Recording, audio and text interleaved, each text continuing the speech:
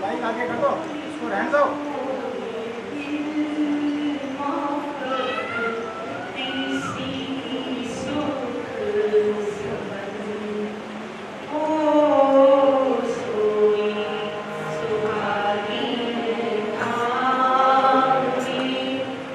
ज्योति बोलो।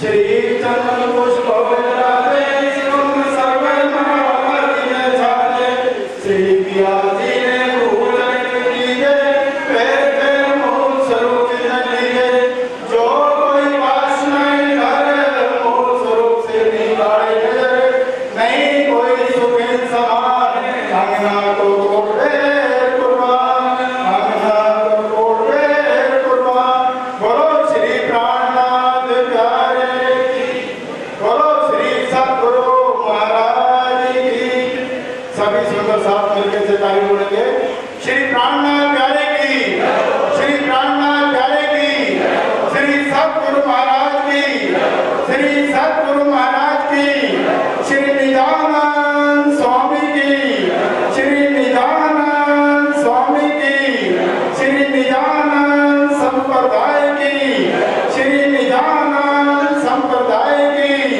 श्री पांच पदोतीपुरी धाम की श्री पांच पदोतीपुरी धाम की श्री प्राणनाथ प्यारे की श्री प्राणनाथ प्यारे की श्री सतगुरु महाराज की श्री सतगुरु महाराज की श्री निजानंद स्वामी की श्री निजानंद स्वामी की श्री पांच पदोतीपुरी धाम की श्री पांच पदोतीपुरी धाम की श्री प्राणनाथ प्यारे की बोलो श्री प्राणनाथ प्यारे की जय।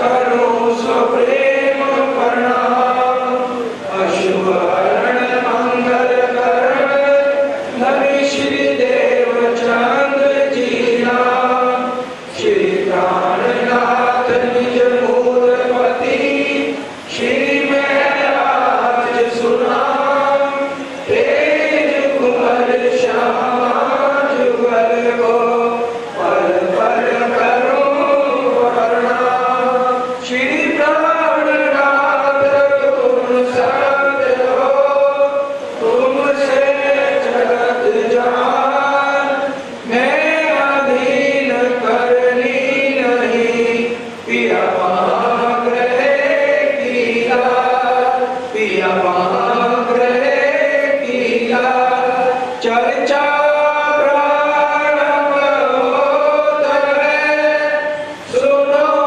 साध चित रे करो राज श्यामा श्री प्राणनाथ सखी जीवन हमारो रे श्री महामती के साथ जी भया चर्चा का वक्त अब तुम सुनियो चित दे लाल आगे आए बेहतरीन तकत लाल आगे आए बेहतरीन तकत बोलो श्री प्राणनाथ प्यारे की जय बोलो श्री सतगुरु महाराज की जय।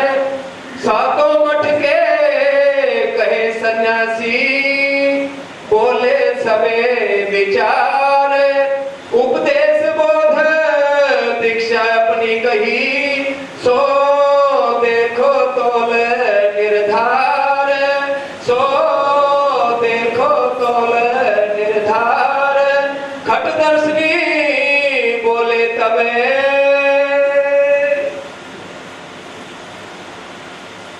खट दर्शनी बोले कवि प्राणों के आधार आत्म संबंधी श्री सुंदर साह जी वे प्राणनाथ श्री विद्या विनोद बुद्ध निष्कलम करतार 500 सुंदर साथ को लेकर जब हरिद्वार के अंदर पहुंचे तो हिंदू धर्म के बड़े बड़े आचार्य महाराज सनातन धर्म सभा की 4 संप्रदाय रामानुज निर्मानुज विष्णु श्याम माधवाचार्य उनके आचार्य 10 नाम संन्यास मत के आचार्य महाराज और 4 वेदों के 6 शास्त्र बने उनके विचार सारे आचार्य इकट्ठे हो रहे और सबने कितने आडंबर किए हुए हैं, बड़े बड़े मालाएं पहनी हुई हैं और इतना इतना चंदन लगाया हुआ है, इधर तकिए पीछे तकिए और उनको देख के जनता हिलती थी कि जब वो चले लाखों लोग उनके पीछे होते थे और सबने भगवे धारण किए हुए।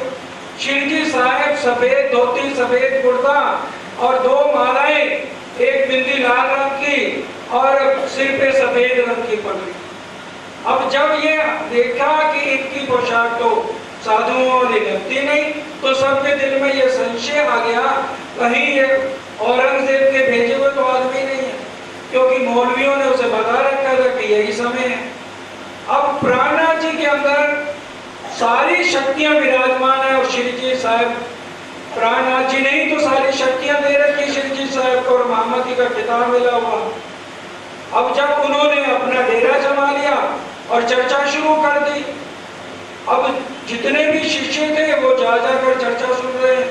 उन्होंने अपने आचार्यों को आगे बहुत बताया कि ये तो अपने आप को विजया विनय बुद्ध निष्कलम करता और कल की अवतार बताते हैं। अब जब चर्चा शुरू हुई वो सारे इकट्ठे होके आ गए, भाई अपना तुम परिचय दो, तुम कौन हो। उन्होंने बताया भाई हम तो जो है यहाँ पर धर्म ग्रहण करने आए हैं। 84 लाख योनियों के बाद एक बार मानव तन मिलता है जो हमारे जीव को भव सागर पार करने का रास्ता बता देगा, उसके हम चरण पकड़ लेंगे। लाखों लोग मेरे साथ हैं, प्राणनाथ जी ने कहा, और जो हमें संतुष्ट कर देगा तो हम वो मार्ग अपना लेंगे, क्योंकि ये मानव तन बार बार नहीं मिलता, बड़े भाग मनुष्य तन पावा, नहीं तो कर्मों के अनुसार 84 लाख योनियों में जाना पड़ेगा। अब सबसे पहले रामानुज सनातन धर्म सभा की 4 संप्रदाय वाले रामानुज, निमानुज, विष्णुशाह, माधवचार्य बारी बारी से आए। हर एक ने अपनी अपनी पद्धति बताई। परमात्मा किसी ने कण कण में बता दिया, किसी ने निराकार बता दिया और इष्ट हर एक ने 14 लोक के अंदर बता दिया। 4 तरह की मुक्ति बता दी, सलोक, समीप, सरूप, सायुज। सलोक कौन सी मुक्ति है कि कहीं भी बैकुंठ के अंदर मुक्ति मिल जाएगी। स्वरूप, सलोक, समीप अपने नजदीक और स्वरूप अपने जैसा उनको बना के रखना, जैसे लक्ष्मी जी हैं तो वो स्वरूप हो गया। सयुज, ज्योत में ज्योत समान। इस तरह से 4 तरह की मुक्तियां चारों ने अपनी अपनी बताई। अब श्री जी ने कहा, भाई रे ब्रह्म ज्ञानी, तुम ब्रह्म दिखलाओ, तुम सकल में साई देखा। ये संसार सकल है सपना, तो तुम पार ब्रह्म क्यों फेंका। और श्रीमद् भागवत 12वां स्कंद 4वें अध्याय में लिखा है, जब महाप्रलय होगी 33 करोड़ देवी देवता ब्रह्मा विष्णु महेश इन सबका लय हो जाएगा। तो सारे शांत होकर एक तरफ बैठ गए। अब 10 नाम संन्यास मत वाले आए। उन्होंने बताया जी हमारे 7 मंत्र हैं और 4 मठ हैं, पूरा पश्चिम उत्तर दक्षिण, और 7 हमारी मन्या है। सारा उन्होंने भी बताया, योग साधना और हर तरह से जप तप ध्यान कि 8 तरह का ध्यान करो और तुम्हें जो है भगवत प्राप्त हो जाएगी। अब प्राणनाथ जी ने यही बताया कि जो कुछ तुम बता रहे हो ये सब 14 लोक के अंदर बता रहे हो। अब आगे 4 वेद वाले। अब 4 वेदों के 6 शास्त्र हुए सुंदर साथ जी, क्योंकि 4 वेदों का उच्चारण कोई समझ नहीं पाता हिंदू समाज में, तो उनके 6 ऋषि आगे हो गए हैं। तो हर एक ने अपना अपना वृत्तांत किस तरह से बताया वो ध्यान दे करके आज समझने वाला प्रसंग है। प्राचीन हम मत, वो श्री जी साहब को कहने लगे, हमारा बहुत पुराना ये मत है, आप इसको ग्रहण करोगे तो आपको परमात्मा की प्राप्ति हो जाएगी। चतुर्मुखी ब्रह्मा सदा, और जो ब्रह्मा जी हैं उनके 4 मुख हैं, चारों मुखों से वो वेदों का उच्चारण करते हैं। अध्ययन ऐनिस करें, और अध्ययन हर समय उनके मुख से वेदों का उच्चारण होता रहता है। पूर्व मुख है ऋग्जान, और पूर्व के मुख से ऋग्वेद का उच्चारण होता है। अध्ययन उत्तर मुख है, और उत्तर मुख से जो है कौन सा वेद होता है, अथर्वण वेद, अथर्वण वेद का उच्चारण करते हैं। और पश्चिम दिशा से यजुर्वेद का और दक्षिण दिशा से सामवेद का उच्चारण करते हैं। चारों वेदों का उच्चारण ब्रह्मा जी करते हैं। इनके 6 अंग है सही, और अब 4 वेदों के जो है उनके 6 आगे शास्त्र हो गए हैं, वो आप ध्यान दीजिए। प्रगट भय मुख पूर्व ते, और पूर्व के मुख से न्यायिक दर्शन। अब पहले चार वेदों के आपने नाम सुन लिए, अब चार वेदों के जो 6 शास्त्र हुए हैं उनका नाम बता रहे हैं। पूरब के मुख से न्यायिक दर्शन हुआ है, पश्चिम मुख से प्रगटे, और पश्चिम मुख से 3 शास्त्र हुए हैं, पातांजल और सांख्य मत, पहला पातांजल, दूसरा सांख्य मत, वैशेषिक परमार्थ, तीसरा व्यवसायिक दर्शन। ये 3 पश्चिम दिशा से, एक पूर्व दिशा से, एक उत्तर दिशा से और एक दक्षिण दिशा से, ये 4 वेदों के 6 शास्त्र हुए हैं। पश्चिम मुख से प्रगटे, और पश्चिम मुख से ये तीनों प्रकट हुए हैं। मीमांसा दर्शन चतुर, और जो मीमांसा दर्शन है दक्षिण मुख से हो, ये दक्षिण मुख से 5वां ग्रंथ हुआ है। अत निर्मल वेदांत मत, और ये जो वेदांत मत है ये उत्तर दिशा से प्रकट हुआ है। ये भी दे खंड दर्शन भय, ये इस तरह से ये खट दर्शन जो 6 शास्त्र हुए ये आपको हमने बताए हैं। अब इनके जो ऋषि हुए हैं, अब 4 तो वेद हुए हैं, ब्रह्मा जी चारों वेदों का उच्चारण मुख से करते हैं, उसके बाद वो ये समझा रहे हैं 6 शास्त्र हुए हैं, वो आपने सारे नाम सुन लिए। पूरब से 1 शास्त्र, पश्चिम से 3, उत्तर और दक्षिण से 1। अब जो इनके ऋषि हुए हैं जिन्होंने 4 वेदों के शास्त्र बनाए हैं वो 6 के नाम सुनिए। गौतम से प्रत्यक्ष हुआ, गौतम ऋषि से पूरब वाला न्याय दर्शन हुआ है। मीमांसा 2 मिल कही, और मीमांसा जयमुनि और व्यास जी ने किया। ध्यान से सुंदर साथ जी, आज जो हम कहते हैं कर्म प्रधान है, कर्म के अलावा कुछ नहीं है, ये जयमुनि ने किया है। और व्यास जी ने सारा कर्म कांड बनाया। जो आज हम कहते हैं मंगलवार को भाई लोग शेव नहीं करेंगे, बाल नहीं कटवाएंगे, वीरवार को बहनें जो है कपड़े नहीं धोएंगी, और अगर कोई मर गया है तो उसको सूतक लग गया, 10 दिन मंदिर में नहीं आ सकता, बहनें 4 दिन मंदिर में महीने में नहीं आ सकती। ये जितना कर्म कांड है किसके द्वारा बनाया हुआ है? व्यास जी ने। और जयमुनि ने क्या बनाया है? कर्म, कि ऐसा कर्म करोगे तो ये फल मिलेगा, और कर्म ही परमात्मा है, ये जयमुनि ने करा है। और व्यास जी ने सारे कर्म कांड, इतने कर्म कांड बना दिए, हर एक दिन के व्रत रख दिए। आज शुक्रवार है तो संतोषी माता का व्रत है, मंगलवार है तो हनुमान जी का व्रत है, सब और कितनी देवियों के व्रत, ये इतने कर्म कांड है। अब व्यास जी ने जब 17 पुराण सुंदर साथ जी लिख लिए तो उनके दिल को संतुष्टि नहीं हुई, इतना मन अशांत हो गया, वो दौड़े दौड़े अपने गुरु नारद जी के पास गए। ये अगर पढ़ो तो पुराने ग्रंथों में ये आप पढ़ सकते हैं कि 17 पुराणों की रचना करने के व्यास जी को मन में तसल्ली नहीं हुई, दौड़े दौड़े नारद जी के पास गए। नारद जी ने कोप दृष्टि से देखा और बहुत गलत शब्द कह दिए कि यहाँ 84 लाख योनियों के बाद हर एक को एक गोल्डन चांस मानव तन के अंदर मिलता है, वो अपने जीव को मुक्ति का साधन बनाएगा या तुम्हारे कर्म कांडों में पड़ेगा। इतने कर्म कांड तुमने बना दिए तो वो जीव भव से पार कैसे होगा? तो उन्होंने कहा, चरण पकड़ लिए व्यास जी ने नारद जी के, अब आप मेरे को उपदेश दो।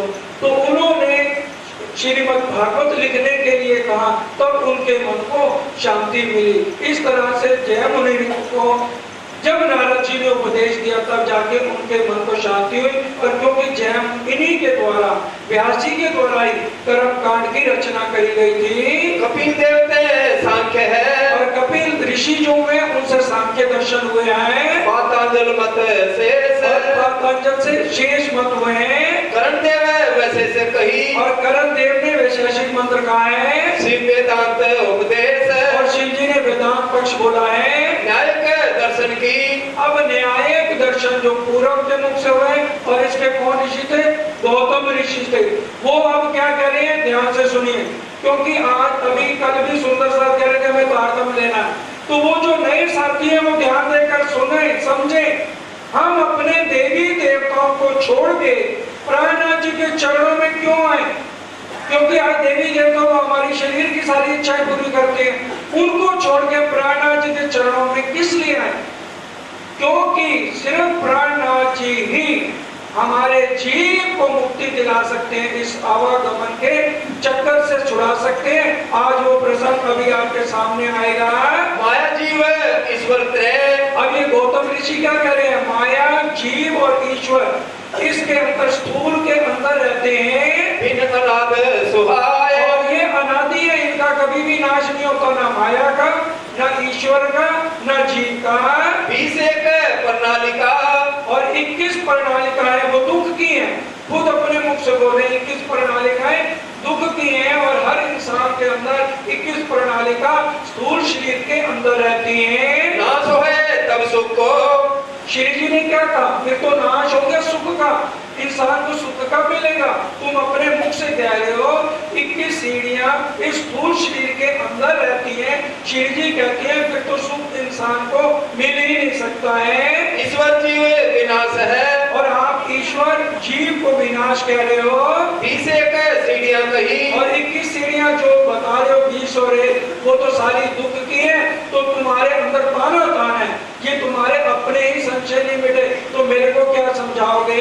तब मीमांसा दर्शनी, अब दूसरे आगे मीमांसा दर्शन वाले क्या कहते हैं? बोले कर्म प्रधान। अब वो क्या कहते हैं? भाई हम तो कर्म को ही सबसे उत्तम मानते हैं, कर्म ही सब कुछ है। जीव ईश्वर ब्रह्म है, जीव और ईश्वर ये दोनों ही ब्रह्म का स्वरूप है। जीव भी ब्रह्म है और ईश्वर तो ब्रह्म का स्वरूप है ही। सब कर्मन को रूप, ये सिर्फ कर्मों का हेर फेर है और कोई फर्क नहीं है।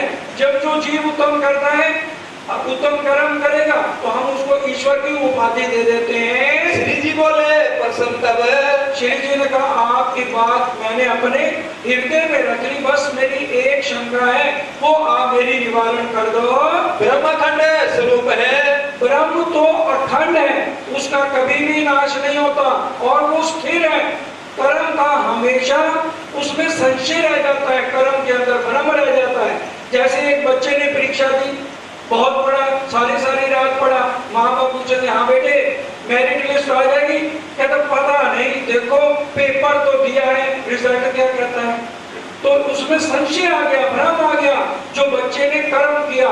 इसी तरह से किसान से पूछा जाए हाँ भी तेरी इस बार फसल कैसे होगी, वो कहता बीज तो डाला है और अब देखो ऊपर वाले की कृपा, अगर बोले आ गए तो ये संशय आ गया। कर्म में संशय है, भ्रांति है, लेकिन वो पार ब्रह्म अखंड है, उसमें स्थिरता है। कर्म के अंदर स्थिरता नहीं है। अगर हम पानी पी रहे हैं तो क्या हम हमेशा पानी पीते रहेंगे? हमेशा दूसरा कर्म बदल जाएगा। मन पहुंचे नहीं ब्रह्म को, और मन चित्त से पार ब्रह्म रहित है, मन वहां पहुंच नहीं सकता, और अहंकार मन और जीव के अंदर आता है। तो ये बता रहे हैं श्री जी उनको कि आपकी बात मैंने दिल में रख ली है, लेकिन कर्म स्थिर नहीं है। कर्म कहाँ क्यों हो, और कर्म तो ब्रह्म के अंदर जा ही नहीं सकता है। वेद शास्त्र में यो कहो, और आपके ही वेद शास्त्र हैं, उसके अंदर आपने क्या अध्ययन नहीं किया है? तुम में ताना तान, तुमने जो उधेड़ गुण है पहले खुद तो समझो कि कर्म कहाँ तक पहुंचाता है और ब्रह्म किसको कहते हैं। ब्रह्म का पहला ही अध्ययन क्या कहते हैं? ब्रह्म सत्य जगत मिथ्या, पहला सूत्र ही यही वेदों का कह रहे हैं। सांख्य शास्त्र के दर्शनी, अब सांख्य दर्शन वाले आ जाते हैं सामने। प्रकृति पुरुष है सबके परे, अब ये कहते हैं, ध्यान से सुनिए सुंदर साहब जी, प्रकृति और पुरुष, हम इसको ही भी पार ब्रह्म का स्वरूप मानते हैं। प्रकृति और पुरुष दोनों जब मिलते हैं तो ये ब्रह्मांड बन जाता है, और जब ये दोनों अलग हो जाते हैं तो ब्रह्मांड का प्रलय हो जाता है। श्री जी उनको कहते हैं आपका ज्ञान बहुत उत्तम है, किसी का खंडन नहीं करते, लेकिन मेरे दिल में एक संशय है, क्योंकि आप पुरुष को क्या कहते हो? निराकार, ठीक है, और प्रकृति का भी ले हो जाएगा 14 लोक के अंदर। फिर कौन सी प्रकृति किस पुरुष को मिलेगी? क्योंकि पुरुष को आप क्या कह रहे हो? निराकार है। परमात्मा का तो आप रूप नहीं बता रहे, और प्रकृति का भी रूप है। तो जब ये ब्रह्मांड ही नहीं रहेगा, लय हो जाएगा, तो फिर वो उनका मिलन कैसे आपस में? क्या अंधेरा अंधेरे को मिलेगा? अब वैसे दर्शनी तब बोले, अब ऐतिहासिक दर्शन वाले क्या कहते हैं? 4 नंबर, सबको मूल काल मत खोले, और सबका एक काल है। जब हम बोलते हैं अकाल पुरुष, तो वो ये चौथे आगे ये कहते हैं सबका मूल जो है एक अकाल पुरुष है। काल पाए उपजत है यही, और अकाल जब चाहता है वो ब्रह्मांड बना लेता है, विकार मारता है, ब्रह्मांड बन जाता है, और अंदर सांस खींचता है तो महाप्रलय हो जाती है। सबको खाए करत है नासा, सबको खाए करत करते हैं नाशा। जब उसकी इच्छा होती है सबको खा लेता है और सारे ब्रह्मांड का लय हो जाता है। यही रूप ब्रह्म को वासा, और यही रूप हम ब्रह्म का मानते हैं, ब्रह्म इससे अलग नहीं है। श्री जी प्रसन्न किए तब तिनको, इनका बहुत उत्तम आपके विचार है। बस एक थोड़ा सा संशय है, वेद वाक्य मध्यकाल को नाश, और वेद क्या कह रहे हैं कि भी मध्य काल में भी ब्रह्म जो है काल के अंदर आ ही नहीं सकता। कहाँ काल और कहाँ ब्रह्म? काल रहित है ब्रह्म प्रकाश, काल तो ब्रह्म जा ही नहीं सकता, क्योंकि यह पार ब्रह्म की सत्ता है। जैसे ये माइक है, तो माइक को बनाने वाला कौन है? अब जो हाथ है, ये उंगलियां हैं और ये हाथ है। उंगलियों को अगर हम काट दें तो क्या हाथ काम करेगा? तो उंगली और हाथ दोनों एक हैं। जैसे सूरज और सूरज की किरणें, हमारा पार ब्रह्म के साथ नाता क्या है? कई ये सोचते हैं परम धाम में औरतें और आदमी रहते हैं। ध्यान से आप समझ के जाइएगा, निजानंद संप्रदाय है क्या? हम क्यों प्राणनाथ जी के चरणों में आए? या कोई भी विकार की भावना उस दिव्य ब्रह्मपुर धाम के अंदर नहीं है। वहां पर हमारा नाता क्या है? सूरज और सूरज की किरणें। तो किरणें क्या सूरज की बीवी है? बताइए। या उंगलियां हाथ की बीवी है? हम उंगली को स्त्रीलिंग कहते हैं और हाथ को क्या कहते हैं? पुरुषलिंग। और सूरज और सूरज की किरणें, समुद्र और समुद्र की लहरें। हम भजनों में भी बोलते हैं कि हम लहरें हैं धामधनी की और हम किरणें हैं धामधनी की। तो ये इतना अंतर श्री जी साहब उनको बता रहे हैं। कहो स्वरूप है ब्रह्म को ऐसो, और ब्रह्म का स्वरूप तुम कैसे मानते हो?